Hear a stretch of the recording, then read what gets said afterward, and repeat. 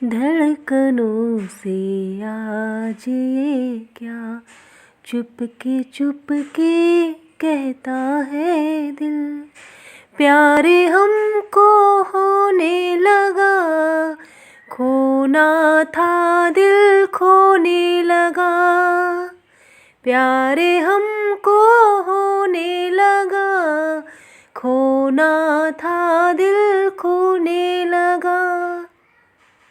ओम नमः शिवाय। जय शिव शक्ति, जय लक्ष्मी नारायण। मैं अपने सभी आत्मीय प्रिय भाई बहनों का अपने चैनल में बहुत बहुत स्वागत करती हूँ। और हम इस चलचित्र में जो है बात करेंगे दिव्य पुरुष और दिव्य स्त्री की जो ऊर्जाएं चल रही हैं पिछले 1-2 दिन की, ठीक है। क्योंकि कल मैंने रीडिंग नहीं दी थी, तो इसलिए जो है परसों की भी है और कल की अभी तक की जो भी एनर्जी है, ऊर्जा है, उसके बारे में हम बात करेंगे। तो आपने गाना सुन ही लिया होगा। इस समय जो है जो भी दिव्य पुरुष हैं उनकी जो हाल है वो यही है कि वो जो है हर जगह जो है उन्हें सिर्फ और सिर्फ आप दिख रहे हो, ठीक है।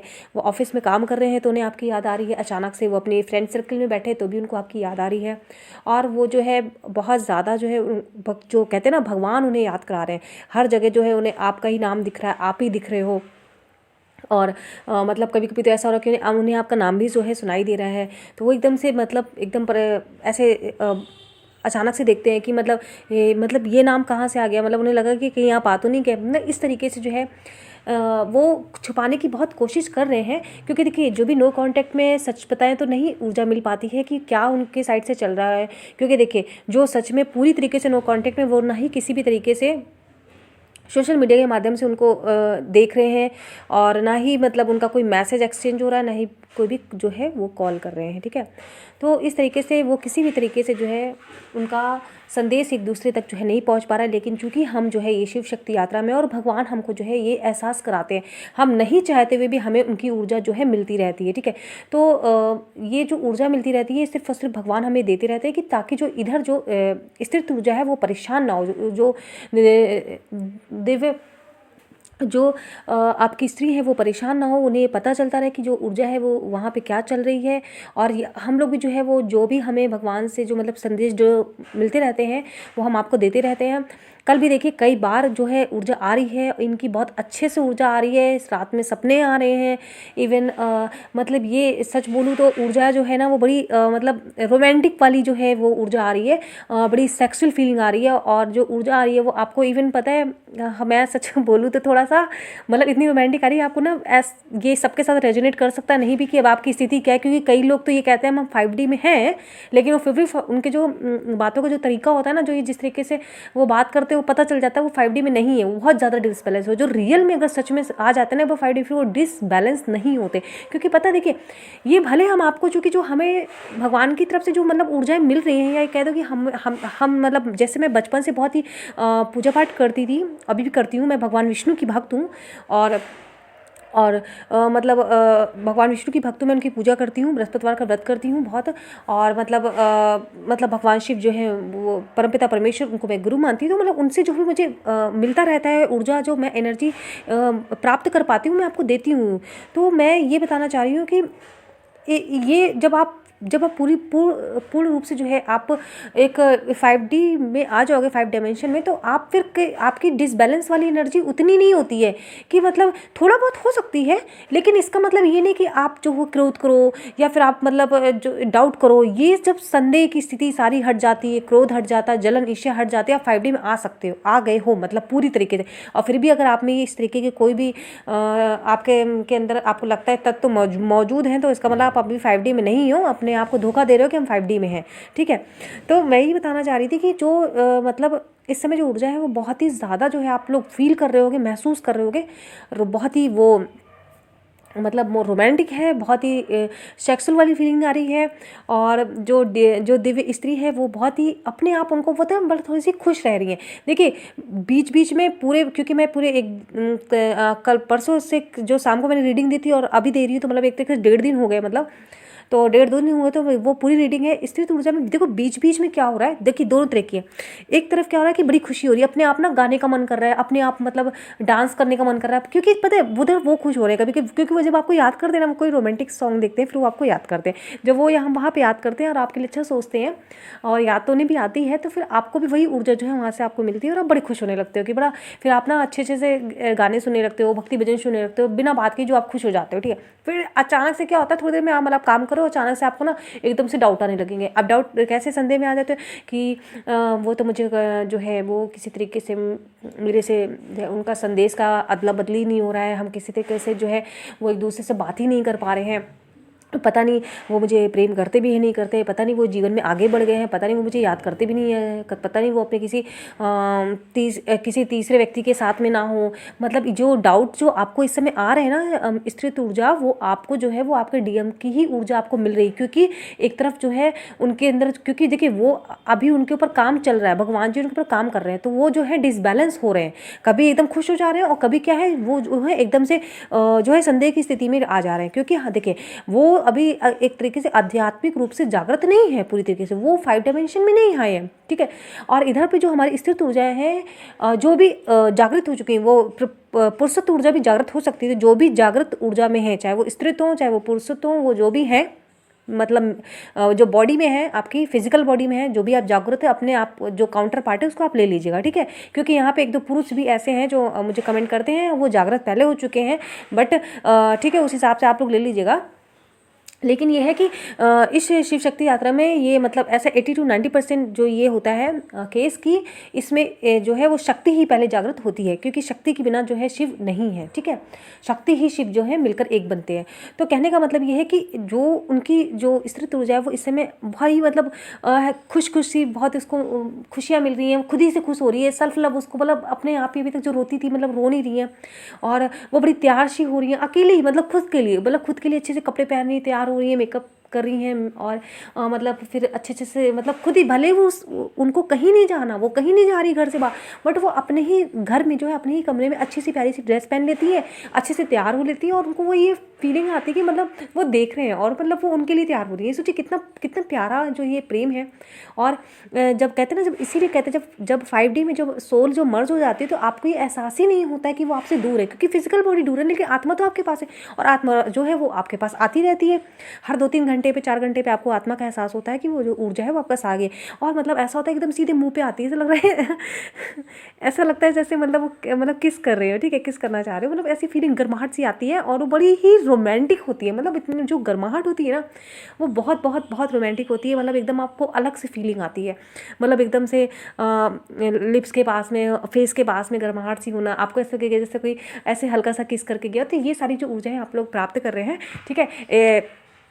इस चैनल में कुछ छोटे बच्चे भी होंगे 16-17 साल के, मैं उनको यही बोलूँगी कि आप लोग जो है भी पढ़ाई पे ध्यान दो और पूजा पाठ करो, बस इतना ही है। अभी आपको बहुत ज़्यादा आत्मा को उद्देश्य आपको कार्य करे, ठीक है। तो ये है पूरी इस समय जो स्त्रीत्व ऊर्जा है वो उनकी अलग ही जो है वो खुशी जो है, उनको जो प्रसन्नता हो रही है वो शायद जो है वो खुद भी सोचे कि कभी मैं एकदम से प्रसन्न हो जा रही हूँ, कभी मैं एकदम से जो है वो पीड़ा में आ जा रही हूँ, ऐसा क्यों? जो आप जो ट्विस्टिंग हो रही है ना आपके साथ में, एकदम से व्यवहार में परिवर्तन हो रहा है, कभी एकदम प्रसन्न कभी एकदम दुखी, वो सारी ऊर्जा जो है आप अपने डीएम की समय खींच रहे हो, और वो उनकी मिल रही, हम नहीं खींच रहे हैं, वो अपने आप आ रही, क्योंकि हम भाग तो एक ही है ना, आधा आधा भाग है। तो वो ऐसे फील कर रहे हैं कि जब उन्हें कहीं से जो है कोई दुख मिल रहा है, पीड़ा मिल रही है, तो एकदम दुखी हो जा रहे हैं। कभी ये सोच रहे हैं कि यार वो कैसे बदल गई मेरी दिव्य स्त्री, कि वो तो मुझे जो है किसी तरीके से संदेश ही नहीं भेजती, ना वो मुझे मैसेज करती है, ना वो मुझे कॉल करती है। तो कहीं ऐसा तो नहीं वो बदल गई हो, कहीं ऐसा तो नहीं मुझे आगे छोड़ के चली गई, मैंने उसको मना कर दिया था, मैं आपसे बात नहीं करूँगा, अब मैं आपको कॉल नहीं करूँगा, ये रिश्ता खत्म है। तो कहीं ऐसा तो नहीं वो सच में उसने मेरी बात को सच मान लिया और वो आगे बढ़ गई हो। ये सब जो है उनके मन में विचार जो है चल रहे हैं, ठीक है।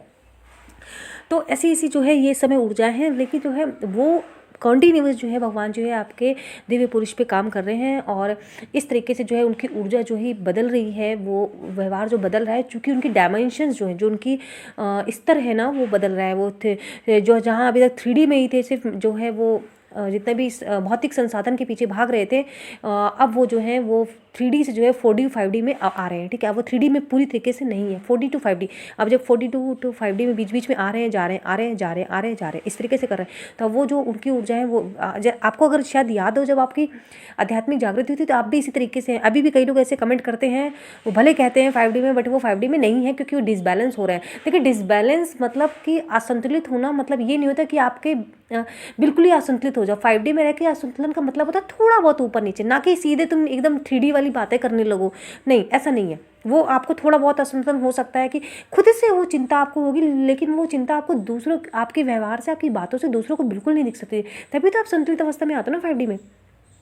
तो अभी जो दिव्य पुरुष हैं, उनकी जो स्थिति है वो यही है कि वो चूँकि उनकी जो स्तर है अध्यात्म का, वो जो उनकी आत्मा का, वो अभी तक जो वो एक तरीके से देखा जाए नीचे के चक्र थे, वहाँ से वो जो है वो काम कर रहे थे। अभी वो जो है वो अब ऊपर स्तर में आ रहे हैं, मतलब अब वो 4D to 5D में जा रहे हैं, फिर डिसबैलेंस हो रहे हैं और लॉजिक से सोच रहे हैं।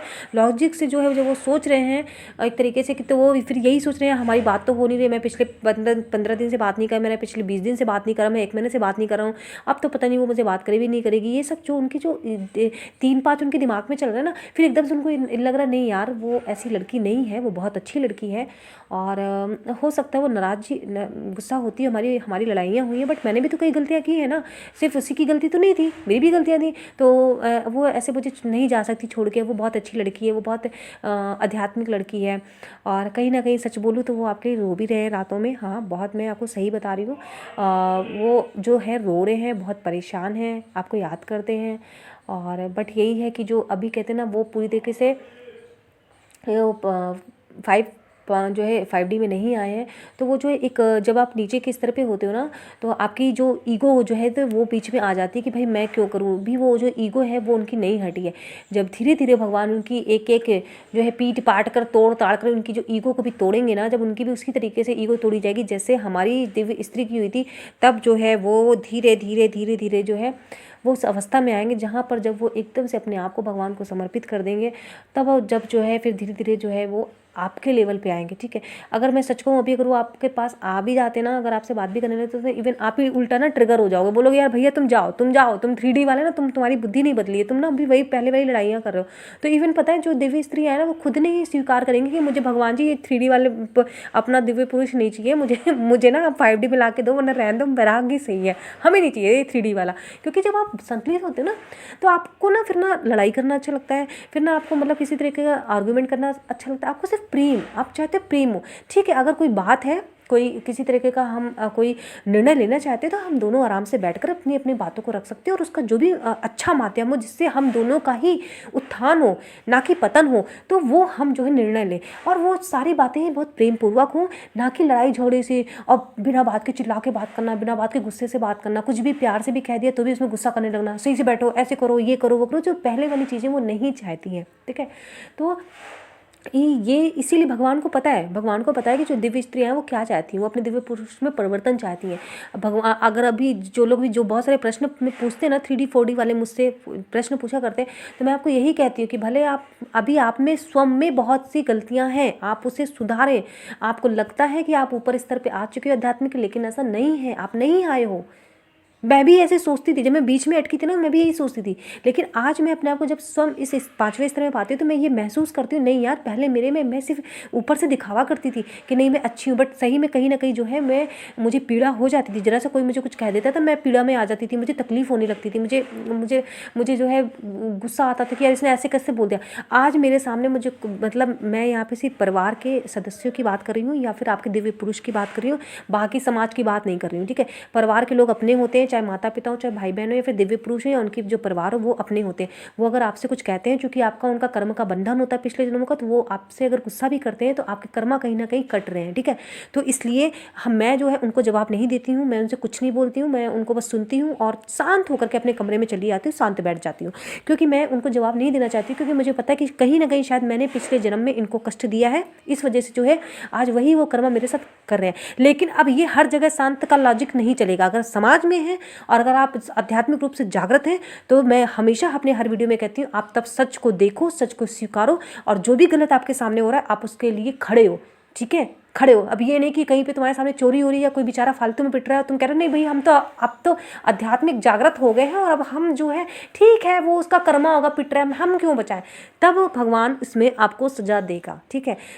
आध्यात्मिक जागृति का मतलब है कि अपने आप को गलत जो है हो रहा है आपके साथ, उसको जो है आप रोको, आप सही के लिए खड़े हो, आप सत्य के लिए खड़े हो, सच को स्वीकार करो। सामने वाले को ये बात कड़वी लगे तो लगे, लेकिन जो सत्य है वो सत्य है, ठीक है।